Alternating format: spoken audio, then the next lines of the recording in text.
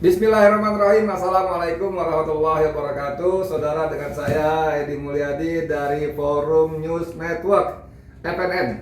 Ya. FNN itu singkatannya Forum News Network. Forum News Network. Tapi oleh Rocky Gerung disingkat diselengekkan menjadi Forum Nantang-Nantang. Pas itu narasumbernya pas ini hari ini pas ini. Nah, saya beruntung punya narasumber keren, cadas kalau pinjam istilahnya Refli Harun, teman kita Iya, semua itu. cadas, iya. Cadas, keren dan gak keren pakai jas, saya itu pakai gini, tapi ini kan masih merdeka. Om Said Didu. Saudara sekalian, masih soal kisruh rusuh Iya. bentrok di Morowali di sebuah pabrik smelter milik Cina, PT Iya, GNI, yang kemarin menyebabkan 3 korban, Mas ya. Betul. 2 TKA, Iya, TK Indonesia, TK Indonesia, satu lagi TK asal Cina. Ya. Dan yang membuat kita sedih, saya sedih Mas, Iya. mudah-mudahan nggak tahu kalau Mas Topik punya perasaan yang sama, adalah polisi sudah memeriksa 67. Cuman siapa tuh 67 itu? 67 Ada itu, WNA Cina-nya ya, enggak? cuman 17 jadi tersangka seluruhnya Indonesia. Diperiksa 67, Heeh. Cina maupun pribumi. Saya belum kopi itu yang, Oh, iya. yang 67 Iya, tapi iya. tersangkanya Oke, semua Iya. 17. Iya, iya. Dalam logika saya gini Mas, ini kan tawuran, bentrok. Artinya 2 kelompok yang Iya, saling iya. serang, Betul, betul. saling menyakiti, bahkan mungkin Iya, membunuh, iya, ya iya. kan, saling Iya. lah. Kalau yang tersangka satu pihak, terus yang ini ngapain selama ini? Emangnya dia waktu digebukin diserang tuh diikat tangannya kan enggak? Iya, betul, betul. Ini logika saya yang nggak ngerti hukum ya, saya Iya, bukan iya. orang hukum sama sekali walaupun pernah dihukum ya, Iya. gitu loh. Punya sertifikat ya. Nah, sebelum masuk ke lain-lain, itu gimana Mas soal ini Mas? Ada rasa ketidakadilan loh, Iya. terasa di situ. Pertama harus kita pahamkan dulu kepada publik FNN ya, atau Bang Edi Channel, Bang Edi Channel ya, MTP Muhammad Taufik. N Partners Channel ya, channel kurus. Tapi nggak apa-apa Lagi, insya Allah. karena kita punya tagline ya, cerdas, jernih, jujur dan pemberani. Jadi Masya berangkatnya Allah, cerdas. cerdas. Muslimin itu berangkatnya cerdas dulu. Iya. Jadi berani pun karena kita punya ilmu, takut pun karena kita punya ilmu. Nah, kembali kepada persoalan Morowali. Kalau kita bicara Morowali itu kita bicara dari aspek apa dulu? Satu, tentunya kita bicara dari aspek perlindungan hukum nasional. Apapun Oke. hukumnya itu, Iya. mau memakai hukum tenaga kerja, hukum pidana, ya, atau hukum perusahaan, undang-undang persuratan batas dan seterusnya. Kita harus pahamkan itu dulu. Nah, sesuai dengan kapasitas saya ada seorang ahli pidana, Ya. maka saya akan bicara dulu dari aspek asas-asas hukum pidana. Iya. Asas-asas hukum pidana itu berlakunya terdiri dari 2. Satu, asas nasional aktif. Apa itu? Hukum pidana itu akan mengikuti kemanapun warga negara Indonesia itu berada. Berada ya. Di luar negeri, dimanapun, di dalam negeri, kalau itu warga negara Indonesia, maka dia di luar negeri. Yang kedua, jangan lupa, dan ini jarang dipraktekkan, asas pidana itu adalah asas nasional pasif. Apapun, siapapun pelaku kejahatannya, kalau kepentingan Indonesia ada di situ, maka Indonesia harus aktif. Oke. Jadi kalau kita bicara asas nasional pasif, maka sepertinya kalau tadi dari ceritanya Bang Edi ya, jadi Bang Edi Channel. Bang Edi Nah, Channel. ini luar biasa, ini bisa podcast dua orang yang handal di bidangnya masing-masing.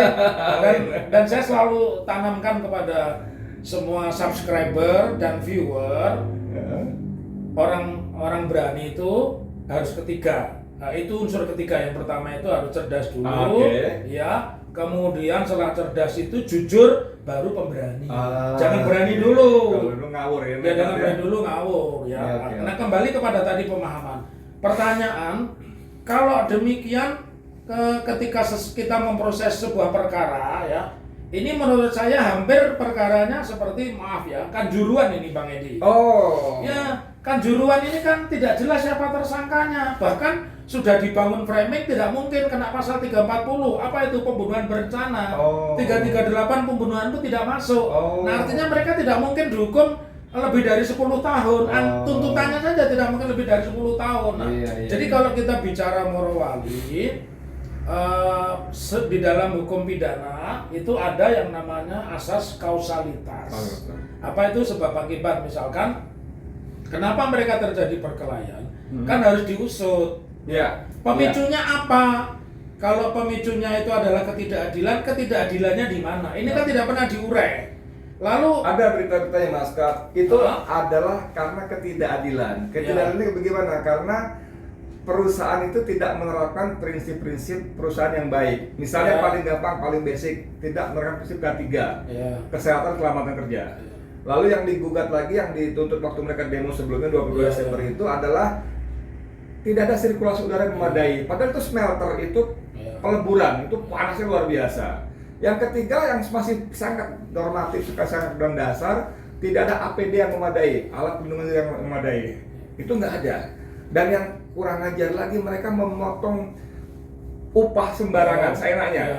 Kalau tenaga kerja nggak masuk, dipotong 400.000 sehari. Iya, iya. Dengan gaji yang cuma 3 juta Mas. Ya. Ini ketidakadilan lain yang muncul dalam media. Betul. Jadi mereka bagaimana tenaga kerja lokal kita Dibayar 3-4 juta. sampai maksimal 7 juta 7 sampai juta. level tertinggi. Ya, tertinggi ya itu ya. 7 juta tertinggi. Tapi Mereka- tenaga kasar asing Ah. Cina yang cuma sama-sama tukangnya, sama kasarnya dibayar mulai 25 juta sampai ke atas terus. Iya. Itu kan jomplang. Iya. Kemudian belum fasilitas. Jumbo Ya. Hidayat itu menceritakan bagaimana Ya. fasilitasnya jomplang. Iya. Mereka dapat kemewahan, dapat segala Ya. macam ini. Ya. Asal istilah gini kalau saya Apa mohon tuh? maaf. Kalau kayak kuda tuh cukup kasih rumput aja lah, Oh, supaya lu punya gitu. tenaga bisa Ya. ngangkut. Nah gitu loh. Kalau di Jawa mungkin dedak ya namanya. Dedak ya, begatul ya. Begatul. Nah, jadi itu Hmm. awalnya hari Ya, Sabtu ya. mereka demo, Iya. ada 8 tuntutan, Hmm. yang 7 dipenuhi, 1 enggak, Ya, kan? Sepertinya Ya. lu udah dapat 7 kok masih ngeyel. Iya. Tapi begitu kita baca tuntutan itu hal-hal yang mendasar bahkan menyangkut nyawa. Iya. Jadi itu bagaimana membongkar bagaimana perusahaan asing itu sungguh-sungguh mengabaikan Iya. prinsip-prinsip pekerjaan yang baik, usaha yang baik. Lalu yang satu itu mereka menuntut teman yang demo sebelumnya yang dipecat itu karena demo diaktifkan kembali. Nah itu kalau cerita berikutnya banyak Iya, versi memang iya. bagaimana mereka kemudian dipanggil pimpinannya, katanya mau negosiasi Iya. mediasi, ternyata malah digebuki di dalam, ya kan? Iya. Lalu bagaimana teman-teman pekerja lokal yang tergabung SPN, Serikat Pekerja Nasional, diserang duluan. Iya. Itu bukan kata kita, itu kata bupatinya. Iya. Nah begitu loh Mas, tiba-tiba polisi, bukan Raden, Insinyur Haji Joko Widodo, Oh, Presiden iya. Republik Indonesia marah besar, Iya. perintahkan Jenderal Sigit Kristo Prabowo untuk mengusut tuntas. Iya. Yang diusut itu maksudnya yang demo atau yang mukulin? Yang diusut pelaku kerusuhan. Pelaku kerusuhan. Lalu jadilah 17 tersangka Iya, WNI iya, semua. iya. Nah gitu Mas, Nah, prima. ini saya berbeda narasinya. Kalau yang diusut pelaku kerusuhan ini berarti mereka sudah divonis bersalah dulu pelaku Iya. kerusuhan. Mestinya Iya.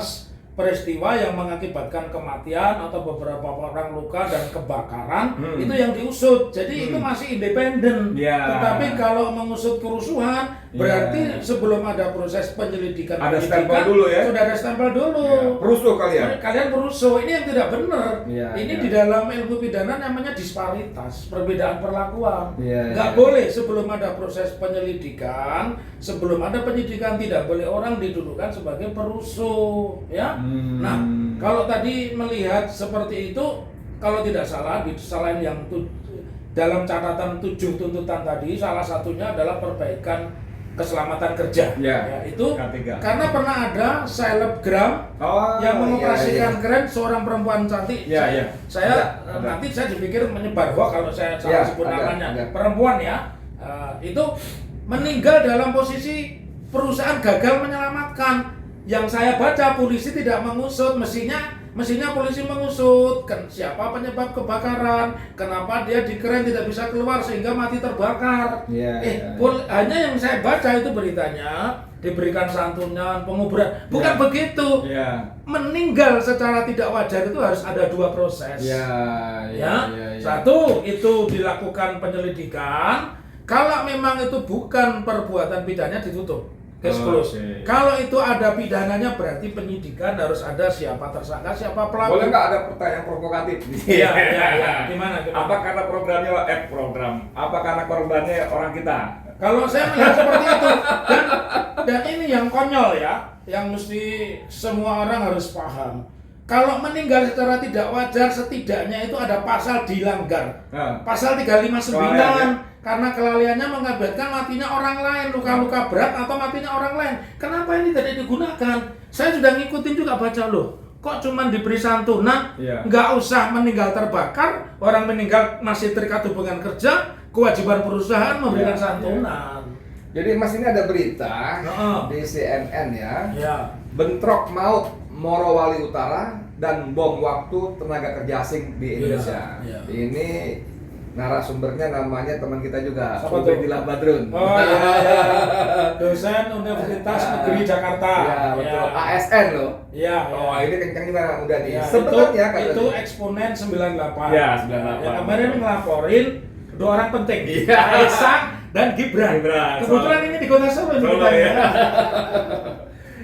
Kata Ubed di sini begini, sebenarnya bom waktu itu terjadi juga karena kelonggaran pemerintah Ya. terhadap TKA asal Cina Exactly. yang Ya. sekarang jumlahnya mencapai 55% Ya. dari seluruh jumlah TKA.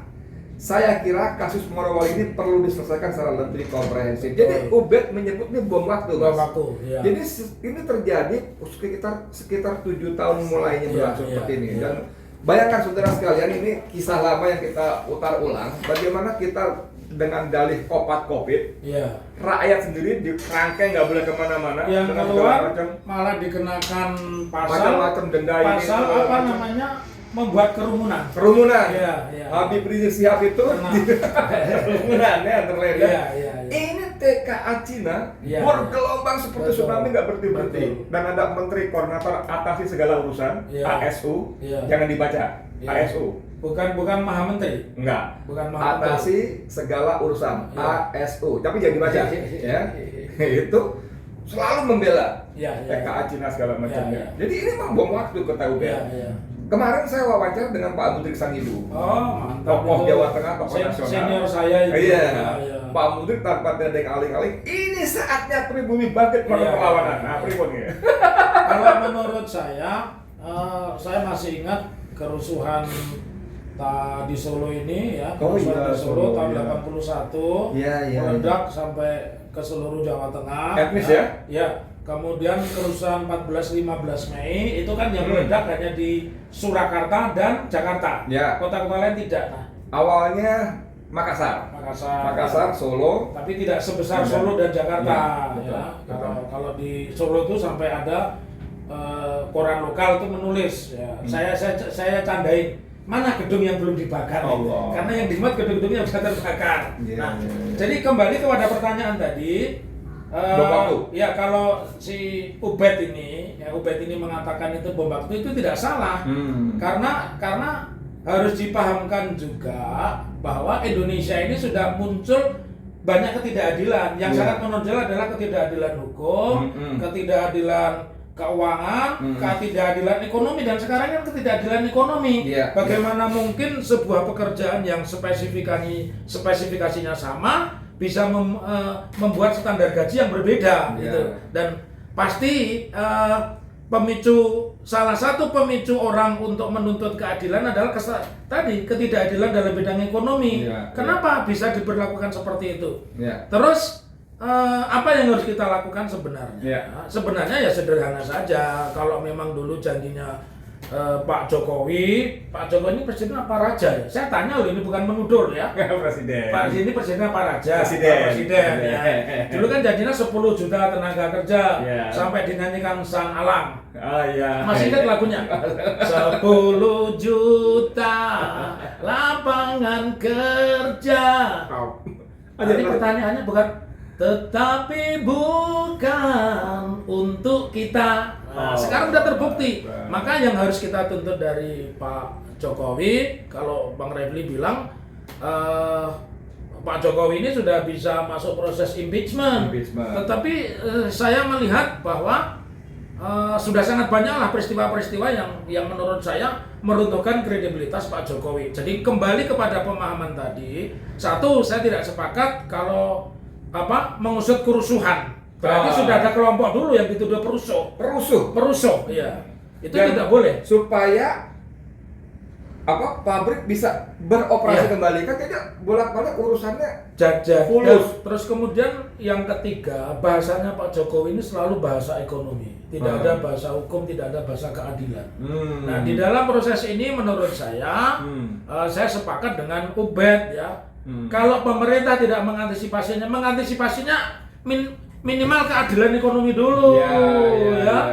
Keadilan ekonomi, terus kemudian keadilan hukum. Jadi kalau memeriksa ya jangan yang diperiksa orang-orang pribumi saja, yang diperiksa juga tenaga-tenaga kerja mereka. Karena kalau saya lihat dari Video beredar ya. video yang beredar yang viral sebelum ini, Bang Edi, sebelum ini kan pekerjaan mereka ngelas drum itu ternyata tidak rapi. Akhirnya diselesaikan oleh pribumi. Dan dapat gaji 30 juta. 30 juta itu ya. Kemudian kalau tadi Bang Edi memulainya dengan pembicaraan di saat-saat pandemi kita tidak boleh keluar, orang yang keluar ditersangkakan ya. Mereka bergelombang masuk terus. Mereka belum masuk terus, dan yang harus dipahami, mereka ini kan menjadi pusat endeminya. Wuhan itu terutama. Iya, endeminya Wuhan itu pusatnya kan di sana ya, meninggal. Asal dari sana ya. Iya, meninggal banyak. Kenapa justru mereka diperbolehkan masuk ke Indonesia? Oleh karena itu solusi yang terbaik ya mereka harus dipulangkan. Dipulangkan, dan kemudian kontrak-kontrak kerjanya harus diamandemen. Atau kalau itu bukan G2G berarti sederhana saja periksa ulang ya. Kalau notaris itu namanya di adendum, lebih sederhana. Kalau ini bukan G2G, kalau G2G itu harus diamandemen. Kalau antara mereka dengan perusahaan ya mereka harus di. Mas, kejadian ini kan seperti Mas Taufik tadi bilang, itu kan rentetan. Iya. Dan terjadi di hampir semua tempat. Betul. Sulawesi Utara, Sulawesi Tengah, Sulawesi Selatan. Yang terbaru jangan lupa di ujung Pulau Jawa, Jember. Maluku Utara, Iya. itu kan. Jadi saya tidak ingin melihat ini parsial. Iya, betul. Ada pokok pangkal Iya. ya. Saya kepada teman-teman buruh misalnya bahwa Omnibus Law, klaster tenaga kerja itu masalah serius, setuju. Kita ya. Tapi ada ibarat pohon ini ada pokoknya, pangkalnya. Omnibus Law, undang-undang penerbangan itu cuma cabang-cabang aja. Betul. Kalau kita sibuk dengan ini ya, ini akan terus melahirkan masalah-masalah ini. Paham maksud saya? Paham. Kalau gitu Pak Jokowi ini kan paling jago bikin perpu. Kenapa nggak bikin perpu? Perpunya apa? Perjanjian yang memudahkan mereka masuk ke tanah air ini diperiksa kembali. Layak enggak mereka ini? Ternyata mungkin, mohon maaf ya, China ini kan penduduknya terbesar sedunia. Bisa jadi ternyata mereka napi atau tahanan. Tentara, Mas. Iya, kalau tentara kita patut dipertanyakan. Yang ngomong bukan saya. Yang ngomong itu tentara itu namanya Letnan Jenderal Yayat Sudrajat. Mantan Kepala Badan Intelijen Strategis BAIS. Berarti itu intelijennya TNI. Yang ngomong gitu. Jadi mereka Pak Yayat ini pernah jadi atase militer di negara Cina. Jadi dia tahu yang dikirim itu dengan skema turnkey project itu, yang dikirim itu tentara-tentara. Seperti yang terjadi saat Tibet diambil alih. Ternyata pegawai tenaga kerja itu adalah tentara. Begitu ambil alih mereka udah siap. Dan itu terjadi berkontainer barang masuk di Tibet, di Bangladesh, di Ghana, di Pakistan, Mongolia. Mongolia. Mas, sebagai penutup, ya, sebagai rakyat kita harus ngapain? Ya, menurut saya tetap kita suarakan aksi seperti ini, dan kalau perlu undang saya dan Bang Edi untuk aksi turun ke jalan. Jangan takut, itu dijamin Undang-Undang 998 tentang penyampaian pendapat di muka umum. Jadi kalau kita mau menentang pemerintah, tentanglah secara terbuka, biar kita tidak disebut radikal, biar kita tidak disebut teroris terang-terangan. Payung hukumnya ada, Undang-Undang 998, dan itu hanya pemberitahuan. Jadi pesannya adalah suarakan terus perlawanan. Betul. Kalau anak-anak yang tahun 98 diam, bangkit melawan atau diam tertindas. Betul. Mantap gitu. Oke, saya nggak berani terlalu lama karena makin mengerikan. Terserah Mas Nakdat. Terima kasih banyak, mudah-mudahan menjadi pencerahan yang bermanfaat buat kita semua. Amin. Saya Di Mulyadi untuk FNN. Saya Muhammad Taufik. Assalamualaikum warahmatullahi wabarakatuh. Matur nuwun.